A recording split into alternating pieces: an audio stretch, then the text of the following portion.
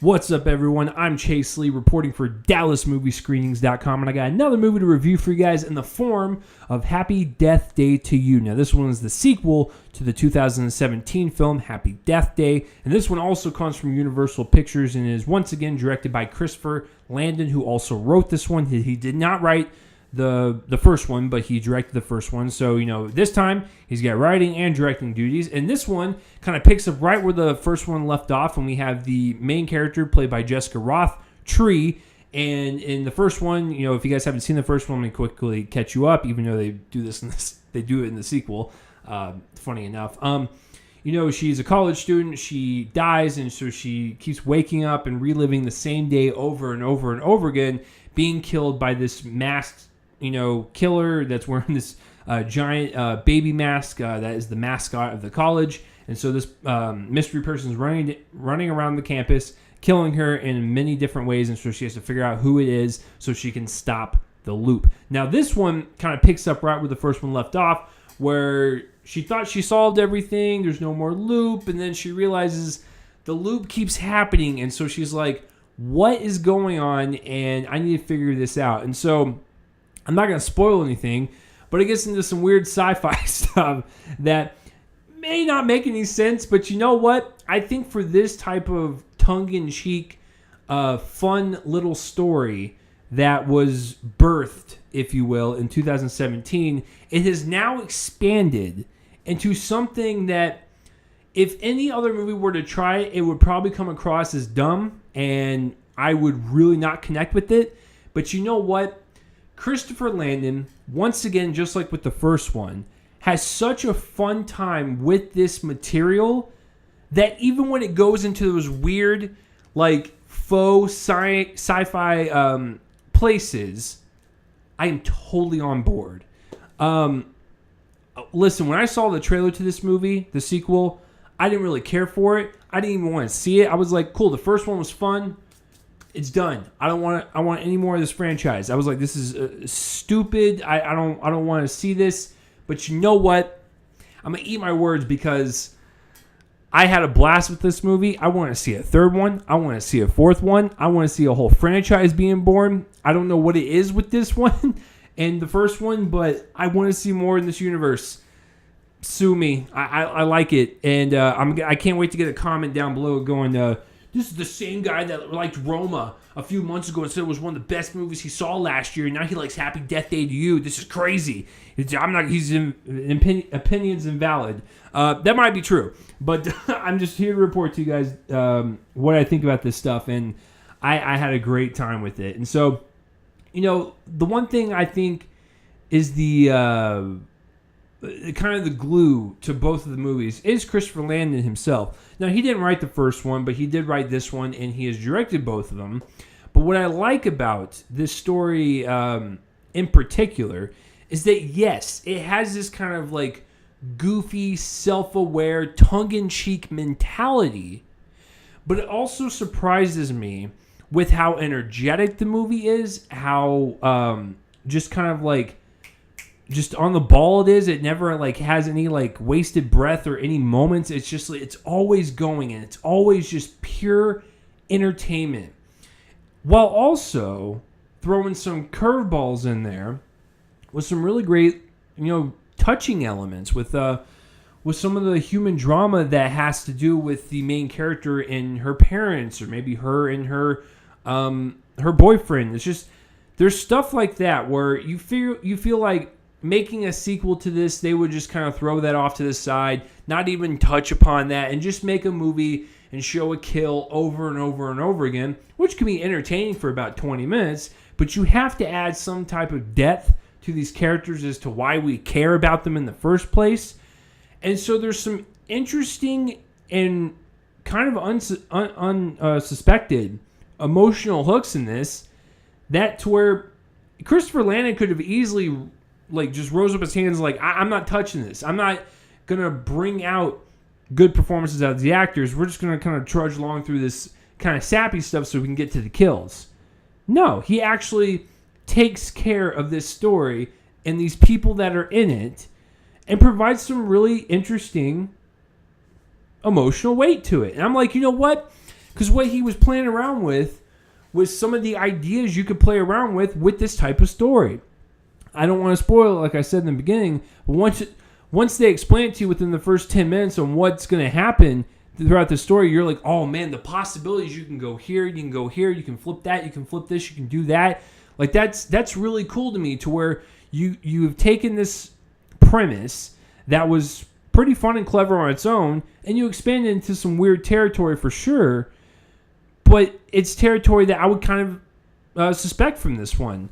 It catches you off guard, but when you start to think about it, you're like, okay, this is where the story's going to go. I'm totally on board for this. Now, a lot of people will watch this movie and go, this really isn't for me. I'm not really on board with the route that they're going with this. Totally understand.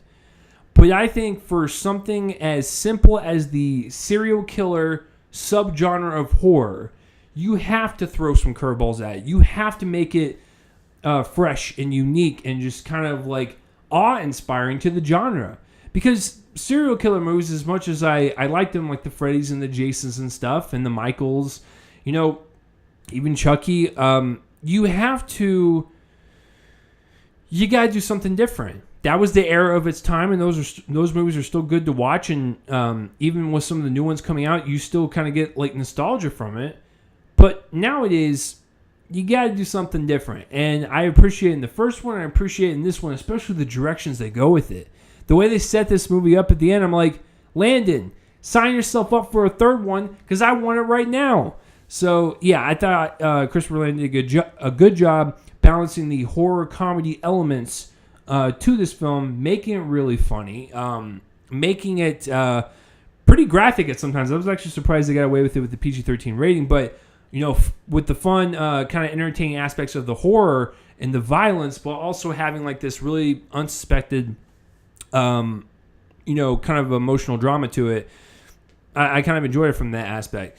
Like I said in the beginning, some of the lines of dialogue could be a little polished up. Some of the humor doesn't really quite work, but this is like little specks of dust in the overall kind of like mixture here, to where that didn't really bother me, and I had a really fun time watching it. And if someone like Christopher Landon can show me that he's having a fun time with this material and kind of going in these weird zany directions, I'm totally on board, because you're not taking yourself too seriously, even though the serious stuff does work for me. So I like it. All the performances are really great. All the actors and actresses came back from the first one, all once again showing us a good time that they had in this movie, and it shows me that hey, if they're having a good time, I'm having a good time. I'm along for this ride. Jessica Roth impressed me in the first one with the stuff with her parents and stuff with the the guy that she liked and stuff, and that kind of carries over to this one. And so I thought, once again, she's kind of the anchor to this movie, where she does break down and she has these vulnerable moments with like her dad or her boyfriend or any other person that she's connected with. But then she's also kind of like this badass hero that we didn't know we wanted. It's like she's so sick and tired of dying, and she just wants to figure this out. And so she has like this snark to her, but she's also really confident and just really just a straight up hero in this movie. So it's kind of weird. Like, she's almost like an anti-hero towards herself, because she's super violent and super devious in some of the things that she does, but you want her to succeed. There's a lot of baggage that she brings with her decisions that she makes in this movie, and you're totally behind it 100%. So once again, great job. And I think the supporting cast once again does really well too. As much as I like the overall story and the premise and stuff, I'm not going to lie, the movie is a tad visually flat. For something as, unique as this idea, I think some of the, it's not the repetitiveness of the movie and the story. It's just the fact that some of the scenes and some of the shots look kind of flat and, pun intended, lifeless. A lot of it, overly bright scenes that's just, kind of there and just kind of chug along the story, but don't really have any visual impact. And so, there is that. But once again, this is just one of those prime examples where I had such a fun time watching this movie that I immediately went, even with some of its little nitpicks and problems, I want to see a third one, and I want to see this become one of those franchises where I go, listen, it's not the best thing I've ever seen. It's not the worst thing I've ever seen. It's just something I enjoy to go watch at the movies for pure entertainment, and I want to see where this story goes. Am I crazy? Probably. And you're sitting there in the comments right now just like, your opinion's invalid. You like all these movies, but you like this movie, like it just doesn't add up and stuff. Like you're weird. I totally get that, and I'm totally with you. But I'm gonna give the same grade as I gave the first one. I believe I gave the same grade. It might have been a B minus, but for this one, I think I'm gonna go with straight up B. I like it. It's a solid little movie, and once again, just like with the first one, I thought I was gonna be bored with the repetitiveness, but I just ended up liking it more and more as it went on. It was the same way with this one. Please, Landon, sign on, make a third one. Yeah, I'm crazy for liking this, so sue me. I'm one of the few that do. Because I remember when the first one came out, a lot of people gave me crap for it, but I'm staying my ground. So I like the second one quite a bit, but let me know down below what you thought of the first one or the second one, and please comment down below my face and let me know. So that will do it for this review, guys. I'm Chase Lee, reporting for DallasMovieScreenings.com, and tune in next time for whatever I review next. I will see you guys later.